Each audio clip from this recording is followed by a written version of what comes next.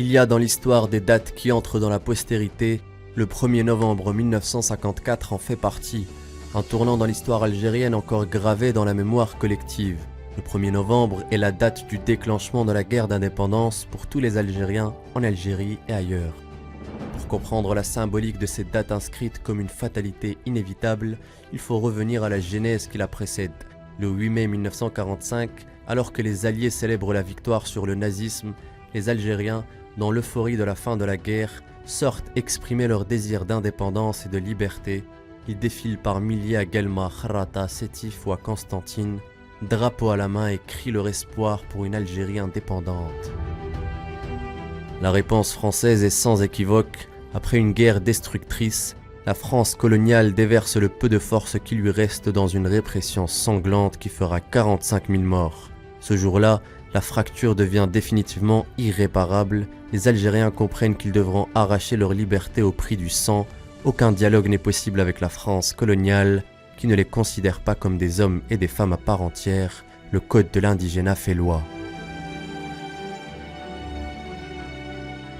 À partir de cet épisode, la lutte armée devient alors une voie inexorable. Elle se prépare, elle s'organise aux quatre coins du pays en attendant le jour J. Plusieurs facteurs vont amener les Algériens à se soulever comme un seul corps ce 1er novembre 1954. Cette année-là, les inégalités entre Algériens et Pieds Noirs se font de plus en plus grandes. Alors que les Français ont droit à une scolarisation, une écrasante majorité d'Algériens sont illettrés, n'ayant pas accès à l'école. Les élections sont systématiquement truquées par les autorités françaises de façon à ce que les voix des Algériens ne soient pas représentées. Le combat politique est donc par essence impossible. Il reste donc pour seule voie la lutte armée. À l'international, en 1954, l'heure est globalement sur la voie de la décolonisation dans plusieurs régions du monde, en Indochine, en Tunisie et au Maroc. Dans le monde arabo-musulman, un vent nationaliste souffle depuis l'Égypte de Nasser. En Algérie, le peuple est déterminé à prendre son destin en main. Durant l'été 1954, la résistance s'articule autour de leaders historiques qui, après plusieurs tractations, fondent le 23 octobre 1954 le Front de Libération Nationale, une semaine avant le déclenchement de la guerre. Le groupe des 6 chefs historiques représente alors les figures de proue du soulèvement pour la libération nationale. S'ajoutent Mohamed Khaïdar, Hossein Ait Ahmed et Ahmed Ben Bella, qui se rallient aux leaders du FLN. Les 9 fondent alors leur politique sur 2 axes fondamentaux, le passage à la lutte armée et l'obtention de l'indépendance.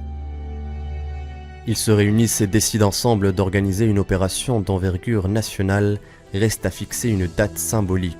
Le 15 et le 25 octobre sont proposés, tous deux seront refusés. On propose alors le 1er novembre. Objection d'un participant: pour les chrétiens c'est la fête des morts. Tidouche Mourad réplique: non, la fête des morts c'est le 2, le 1er c'est la Toussaint. Le rendez-vous avec l'histoire est donc fixé. L'attaque aura lieu à la première heure du premier jour de novembre. Les chefs se dispersent alors sur les 5 zones.